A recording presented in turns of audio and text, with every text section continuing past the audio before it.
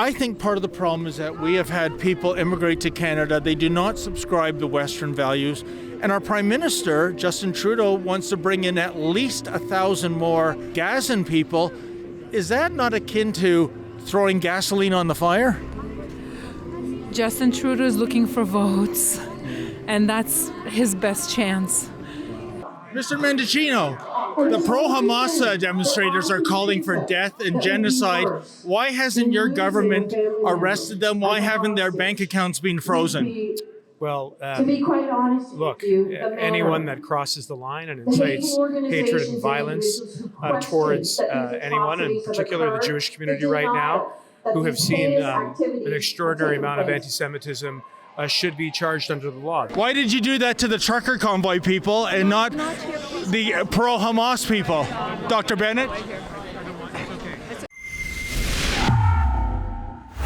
David Menzies for Rebel News here in Toronto. Well, folks, I'm at Nathan Phillips Square. It's the site of a rally commemorating the 100th day since those Israeli hostages were kidnapped by Hamas terrorists.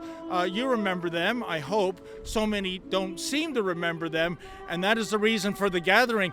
Now, I'm looking around to do a scene setter here. It's very interesting. I see a flag of Ukraine being flown here at Nathan Phillips Square, but where is the Israeli flag?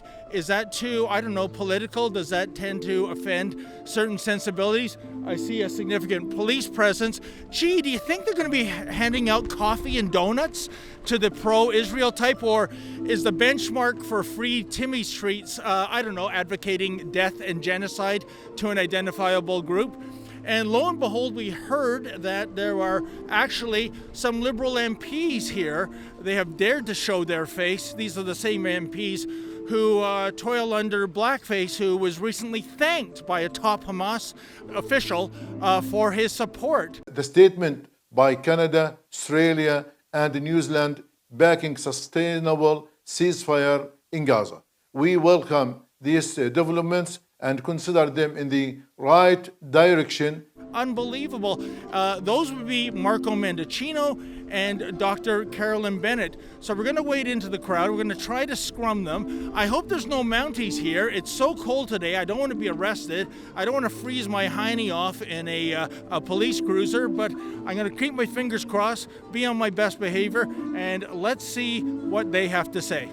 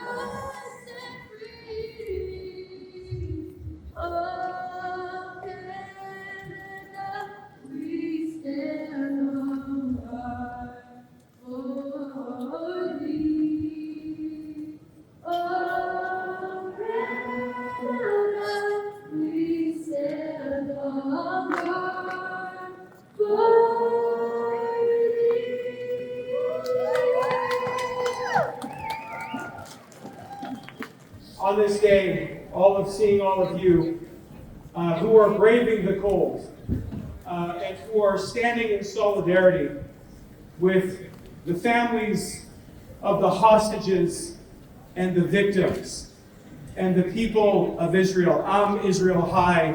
100 days ago, on October 7th, you know, for all of us in some ways, time has moved on, but for the state of Israel and for the families of the hostages and the victims, it is still October 7th. It is October 7th every single day, and it will continue to be October 7th every single day until all of the hostages are released. Bring them home. Bring them home. Bring them home. Bring them home. Bring them home. Bring them home. Bring them home. Bring them home. Bring them home. Mr. Mendicino, the pro-Hamas demonstrators are calling for death and genocide. Why hasn't your government arrested them? Why haven't their bank accounts been frozen? Well, To be quite honest with look, you, the manner anyone that crosses the line and incites hatred and violence towards anyone, and in particular the Jewish community right now, who have seen an extraordinary amount of anti-Semitism, should be charged under the law. Those are decisions that are taken by the police. I will continue to be an outspoken advocate for the Jewish community. This is something that is very personal for me. And I know that in my community, neighbors and families and friends need support, and that's why I'm here today. Please excuse me. Comparing the truckers to the pro-Hamas types, they were peaceful, the truckers, and the Hamas types are time and time again calling for genocide. Mr. Mendicino, is the real reason for your stance here because your riding has a significant Jewish population? No, it's not. It's a matter of principle. A matter of principle. Hello. Okay. So, Dr. Bennett, why has your government not arrested or don't touch me? Don't touch me. Not here. Not here. Why has Not your here. government Not here. not arrested and frozen the bank accounts of pro-Hamas demonstrators who are advocating for genocide and death? Why? Sorry. Why did you do that to the trucker convoy people and not the pro-Hamas people? Dr. Bennett? Sir, so listen. Yes. I'm not denying you to be here, but you then. can't be pushy with people, okay? You can't push them out of the way or anything. Officer, we have it on video. She pushed into me. Now, if you're going to arrest me like your RCMP colleague did, sir. that's fine. Sir, listen. Here, you can handcuff me right now. There you go. All right. In the meantime, there's some Hamas demonstrators on bridges over the 401. Why don't you go get them a coffee and some donuts? What do you have to say to that? What about you, sir? How do you explain this two-tier policing? Where are the coffee and donuts for these people? Or is it just pro-Hamas people? Do you have to chant genocide to get a coffee and donut from Tim Hortons from you guys? What's the story? No? What about you, sir? You came to me. What's the benchmark for getting a free coffee and donut from the Toronto Police Service? Be polite with people, that's it. Yeah. The rudeness was on their part, sir. It's been 100 days since that horrific terrorist attack on Israel. We still have so many hostages held captive by Hamas terrorists. What has been your reaction to the way the world has responded to this conflict these last 100 days? I don't feel that the world has supported us and the terrorists. I'm sorry. I think the world has not given enough to us, to the victims. Okay, and with Paul, he has retired from the Canadian Armed Forces, and thank you for your service, by the way, Paul. This is a commemoration of the 100 days since that horrific terrorist attack on Israel on October 7th. Paul, what do you make of how the world has reacted to that attack in these past 100 days? Well, thanks for speaking with me, David. First off, and I want to articulate very clearly, I do not speak for the Canadian Forces. I'm done with the Canadian Forces. I had a great career. This is my own personal opinion. That's very important for me to say right off the bat. First off, I want to just express my appreciation for the peaceful, Canadian-loving Israeli protest here. It's just fabulous to see. There's no hatred. There's no venom being spewed. These people are dealing with a horrific terrorist attack, and it really, really saddens me to see politicians silent or even supporting some of the Palestinians who have been out on the street spewing their hatred and their venom. World opinion was, even before Israel retaliated, was very much against Israel, and then once they retaliated, it's almost like 95% of the protests are pro-Palestinian, and about 5%, I saw this figure on social media today, and about 5% are pro-Israel. So that, what more needs to be said in terms of how much the propaganda has been influencing public opinion, many of whom are so uninformed and so just taken in by all of the emotional propaganda without any historical background or with very little context. As an Israeli, what is your reaction to the way the world has reacted to this situation going back 100 days ago? Wow, that's a tough question. It's been really, really difficult to see the misinformation going on. And I've tried my best to explain to people online, like give them the proper information. And what I'm seeing is that I suppose it's hard when there's so many things online that are tweaked and faked, and people kind of denied that October 7th happened. So just like they deny the Holocaust, same thing here. I feel badly for my colleagues, my brothers and sisters in the police force, because of a lack of leadership from Lady Chow and all the other politicians.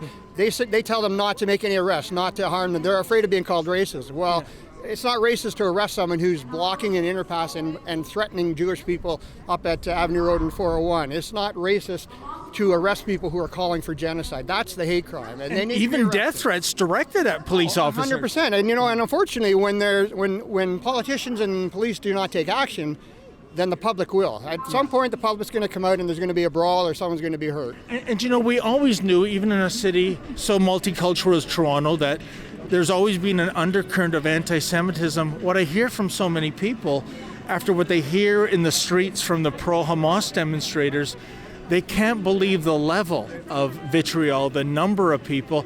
We have people chanting genocide, for goodness sakes. How does that make you feel? Well, I have witnessed anti-Semitism from childhood, and it's nothing new to me. I have always felt it was in existence. It just came to surface so quickly that it's baffling that it's just out of control almost. Forget about online. I never dreamed that in the streets of Toronto I would see mobs chanting for genocide, mobs chanting for the end of Israel, and also the lack of response from police and our political officials. Why is that? Because they're afraid. They're just afraid of saying the truth, and they're afraid. I'm assuming that it's also a political decision so that nothing happens here. Yeah. But there should be some sort of accountability on Canada's, side to say what's true, Yeah. Years and years of Marxist-Leninist indoctrination in our universities, the oppressor and the oppressed. Israel is Jewish land. It's been Jewish land for thousands of years. The Palestinians, that name was given to them by the Romans. That's right. And they are actually the settlers on that land, not the other way around. And they're the ones calling for the genocide. So it bothers me so much. But I'm just very, very happy. But I think, in answer to your question, I think that's what it is. There's some wrong-headed Marxist-Leninist professors who have instilled these false values on Canadians and students, and we're seeing the result of that now. I think part of the problem is that we have had people immigrate to Canada. They do not subscribe to Western values. And our Prime Minister, Justin Trudeau, wants to bring in at least 1,000 more Gazan people. Is that not akin to throwing gasoline on the fire? Justin Trudeau is looking for votes, and that's his best chance. That's how I see it. Of course we rely on immigration, but it seems like the Trudeau government has been rolling out the red carpet and providing a very easy transition into Canadian society in large numbers because he wants to win the next election, and he wants to buy more votes, and that's how I'm looking at it. That's how I see it. So it's politics. He's done the math. There's 5 times as many Muslims and Jews in Canada, and I guess that's the bottom line. Absolutely, yes. This is a complicated situation. I just wish that people understood that what Israel is doing is just in order to defend itself and to survive. That's all we want, Again, from a humanitarian perspective, I feel bad for that, but you can't compare the Palestinians who have been raised for decades to hate Jews and hate gay people to the Ukrainians, for example, who come in and just assimilate. They're not going to breathe Canadian air. The Palestinians are not going to breathe Canadian air. They're not going to drink Canadian water and all of a sudden have Judeo-Christian Western values. It's not going to happen. So we're just bringing in more people to create more trouble and more venom on the streets. And that's not racism. Anyone can come in, but you have to bring them in from countries that share our values.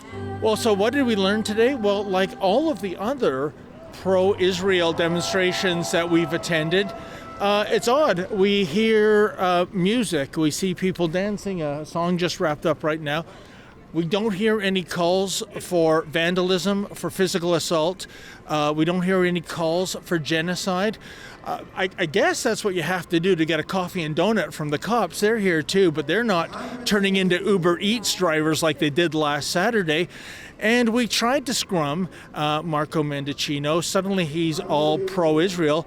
You saw, I tried to ask him why the pro-Hamas types haven't been arrested en masse, why they haven't had their bank accounts frozen, but he wouldn't answer that question. I think that's very telling. And do you think maybe he's taking a pro-Israel, pro-Jewish stance because his riding has a significant Jewish population in it? Yeah, I would bet the ranch on that. And then, of course, there was Dr. Carolyn Bennett. She wouldn't answer any questions either, including one from many years ago when she refused to vote in favor of hepatitis C victims with the tainted blood scandal. Yeah, a medical doctor actually refused that. I think her ethics are in the garbage. In any event, it is a feel-good event here, and luckily there has been no disruption by counter-demonstrators. We'll continue to cover these events. Unfortunately, folks, I think we have months and months of this to go, but it's really odd, the vibe at a demonstration like this, which is all about civility, and when you go to a pro-Hamas rally, well, it's really about savagery. For Rebel News, I'm David the Menzoid Menzies. Folks, do you want to take a side in favor of civilization over savagery? Then please go to CanadaStandsWithIsrael.com. That's CanadaStandsWithIsrael.com and kindly sign the petition.